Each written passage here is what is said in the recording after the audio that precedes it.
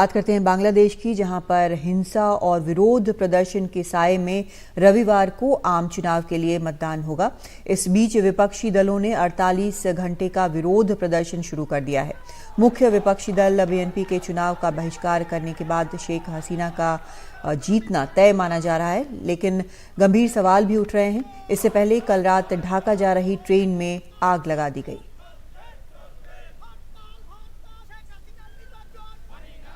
देखिए, बांग्लादेश का चुनाव का माहौल को लेकर काफ़ी चिंता है, क्योंकि पिछले कुछ दिनों में खास करके कल का जो घटना है जिसमें एक चलती ट्रेन के डिब्बों में आग लगा दी गई, जिसमें 4 लोगों की जान चली गई, इस बात को लेकर और दूसरी तरफ जो मुख्य विपक्षी दल है उनका वोट बॉयकॉट का ऐलान को लेकर, चुनाव से दूर रहने की जो अपील है उसको लेकर इलेक्शन कमीशन जो है बांग्लादेश का वो चिंतित है।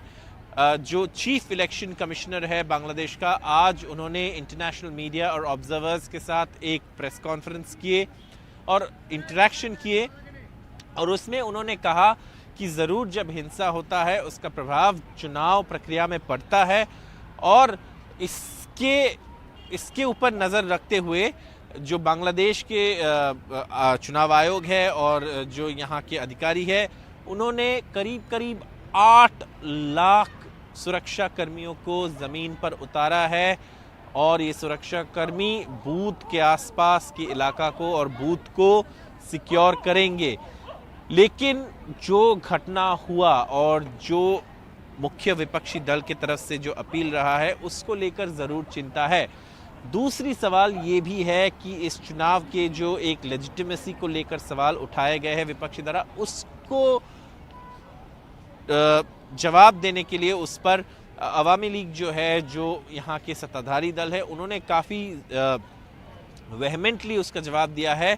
कहा है कि देखिए, वोट बॉयकॉट करने का हक सिर्फ एक नागरिक का होता है, ना कोई पॉलिटिकल पार्टी का हो सकता है, और पॉलिटिकल पार्टी कभी अब कोई किसी को भी वोट देने से रोक नहीं सकते हैं।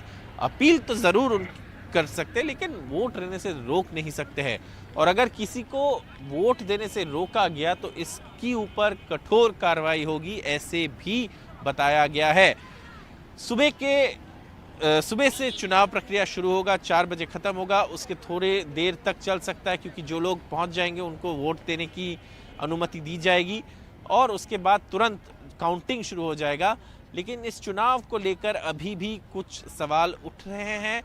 अवामी लीग जो है वो कॉन्फिडेंट है कि वो सत्ता में वापस आएंगे, क्योंकि वो कहते हैं देखिए, जो हिंसक घटना है, जो यहाँ पे हिंसा हो रहा है, उसके लिए जिम्मेदार विपक्ष है बीएनपी, जो मुख्य विपक्ष दल है यहाँ पे। और ये कहाँ का राजनीतिक परिभाषा होता है कि आप ट्रेन में आग लगा दे, बस में आग लगा दे, जिसकी जिम्मेदारी वो बीएनपी पे ऊपर डाल रहे हैं, जबकि बीएनपी कहता है ये सरकार की जिम्मेदारी है, लॉ एंड ऑर्डर, और हम वायलेंस में बिलीव नहीं करते हैं। ये उनके फॉर्मर मिनिस्टर ने बताया है। लेकिन इस बात को लेकर काफ़ी चिंता है जो यहाँ के अधिकारी है और चुनाव आयोग के मन में। लेकिन चुनाव सुबह से शुरू होगा और 4 बजे तक चलेगा।